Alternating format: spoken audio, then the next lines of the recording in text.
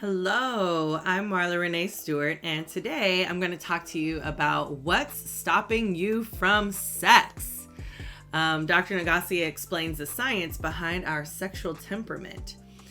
So for our book club meetings for Back to the Body, if you're not familiar, I am also a part of the Back to the Body team, backtothebody.org. And we are taking our time and going through Dr. Emily Nagassi's New York Times bestseller, Come As You Are. And it's a book primarily for cisgender women, but it speaks to all people. And in the second chapter, I'm already finding it very, very valuable. I know I'm a little late. I should have been reading this a long time ago, but here we are. So as a self-proclaimed bibliophile, I actually need another bookshelf and probably need to start investing in my own library soon. But I was in love with this book right away. So starting off with the introduction and anatomy, I knew this was going to be reminiscent of Carnal Knowledge, which I have here. So Carnal Knowledge, which is a really great book, just kind of gives you sort of the basics of sex and what to expect or not expect, or how you're just like normal in all of these ways, but with a bit more detail, and of course my favorite, science. So in the second chapter, she takes a look at our sexual temperaments, right? The things that are moving us forward or slowing us down in our desire. And when I'm talking to my clients, a lot of these things come up as sexual breaks that stop people from having sex, right? I have always said, lean into your yes to sex, because you'll find that you'll have more benefits than consequences, right? If there are any at all, when you embrace your sexuality and give yourself permission to experience that pleasure. But what if you can't even transition your mind to get there? Or better yet, do you know what's stopping you from saying yes? So most people don't know, and that's why when they come to me, I can easily tell them that it might be something that is causing them stress, right? And it might be underlying. So sometimes it's simple things like decluttering or cleaning, and sometimes it's more difficult things like recognizing the lack of consistency or trust in your relationship. And all of these things are factors as to why people pause before they can even get their mind right about having sex.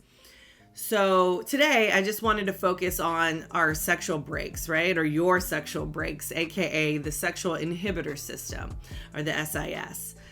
In order to get aroused, you need to limit the things that are stopping you from having sex, right? So I just want to ask you, here's a quick checklist of things to think about for yourself, right? 1, do things have to be quote unquote just right in order for you to get aroused, right? Number 2, can the slightest thing turn you off even when you are sexually aroused?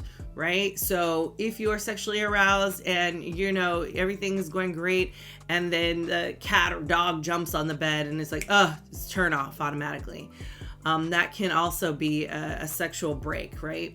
Another alternative way of saying this is like, do you get easily distracted in your arousal, or have a hard time being present, right? Have a hard time being in the moment of your sexual experience. Number 3, do you have to trust your partner or lover in order to be fully aroused by them, right? So do you trust like everything that they're going to say, that they're going to do? Do you believe in them? Do you fully trust them?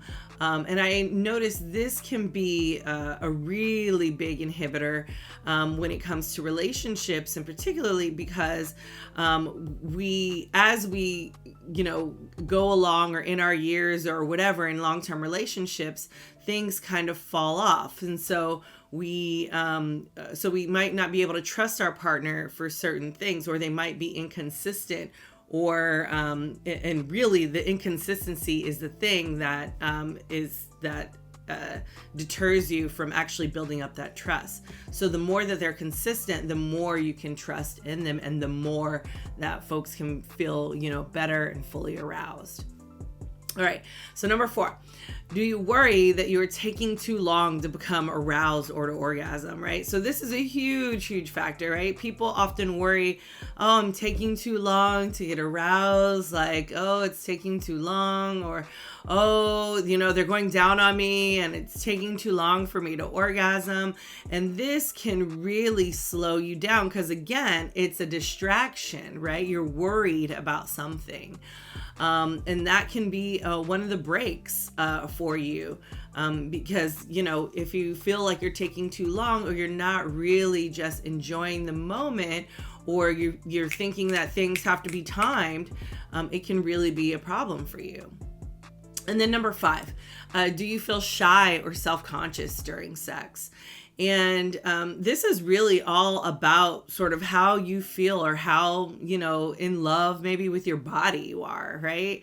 Because sometimes we're feeling a little self-conscious about our bodies, or we're feeling self-conscious about something.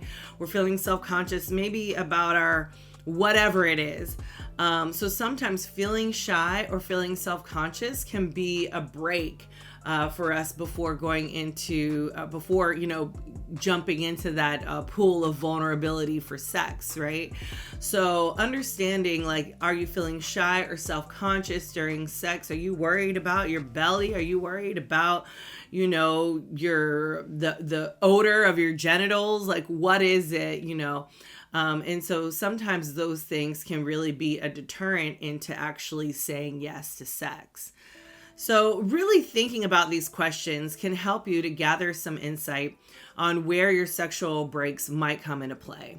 And depending on your answers to each question, you might have many instances where the breaks are full on, right? Like all of these things bother you.